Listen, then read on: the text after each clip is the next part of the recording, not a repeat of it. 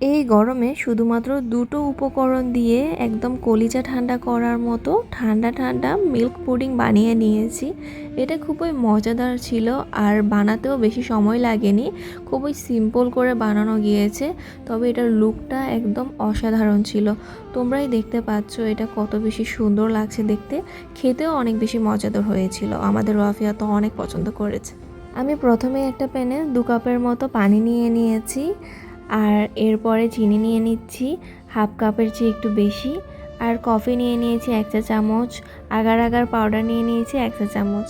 এখন সবগুলো উপকরণ একসাথে এভাবে মিক্স করে নিচ্ছি। তবে আমার চুলার আঁচটা কিন্তু বন্ধ আছে, এই কাজটা একদম নর্মালে রেখে করতে হবে। আর এটা একদম নেড়ে চেড়ে দেওয়ার পরে চুলাতে বসিয়ে দিবে। দুটো বলক আসার পরেই চুলা থেকে নামিয়ে নিতে হবে, বেশি ঘন করার দরকার নেই। তারপর দুটো পাত্রে আমি এটা নিয়ে নিয়েছি আর একদম নর্মাল হওয়া পর্যন্ত এটা ওয়েট করব। তারপর আমি দেখছিলাম দেরি হচ্ছে নর্মাল হওয়ার পরেও। তারপর ডিপ ফ্রিজে আমি 10 মিনিটের জন্য রেখে দিয়েছি, আর দেখতেই পাচ্ছ একদম সেট হয়ে গিয়েছে। আর এটা একটা জেলি হয়ে গিয়েছে কফির। এবার এটা আমি পিস পিস করে কেটে নিচ্ছি। এই রেসিপিটা আমি ইউটিউব থেকে দেখেছিলাম, তবে যার চ্যানেল থেকে আমি দেখেছি তার রেসিপি আমি ট্রাই করে অনেকবার ফেলও হয়েছি। আজকে দেখা যাক এটাতে আমি পাস হতে পারি কি না। দেখতেই পাচ্ছ এগুলো আমি সুন্দর করে শেপ করে নিই, তার জন্য কিছু কিছু শেপ একদম সুন্দর হয়েছে, কিছু কিছু সুন্দর হয়নি। যাই হোক, খেতে কিন্তু মজাই ছিল। এবার আমি আরও একটা প্যানে দুধ নিয়ে নিয়েছি, আর 2 কাপ দুধ নিয়েছি। এখানে হাফ কাপ চিনি দিয়ে দিয়েছি, আর 1 চা চামচ কফি পাউডার আর 1 চা চামচ আগার আগার পাউডার দিয়ে খুব ভালো করে এটা মিক্স করে নিচ্ছি।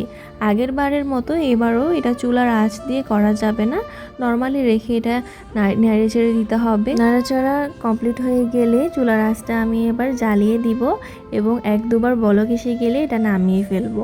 এটাও অত বেশি ঘন করতে হবে না, এভাবেই বলক এসে গেলে নামিয়ে ফেলতে পারবে।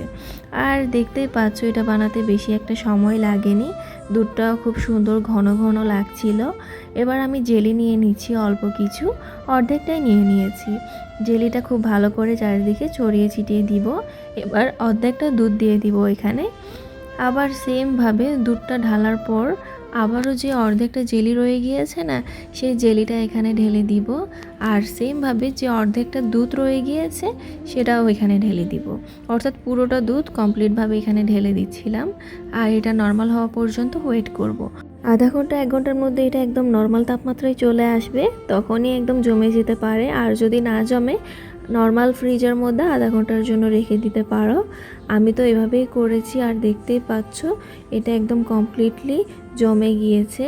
আর ওয়াফিহার তো এটা দেখতে অনেক বেশি ইন্টারেস্টিং লাগছিল।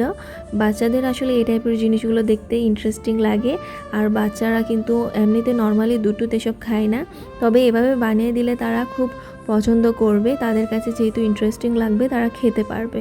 তোমরাও চাইলে এই গরমে নিজের পছন্দের মানুষের জন্য এবং বাচ্চাদের জন্য বানিয়ে নিতে পারো এই টাইপের পুডিং। এটার টেস্টটা আমার কাছে ভালোই লেগেছিল।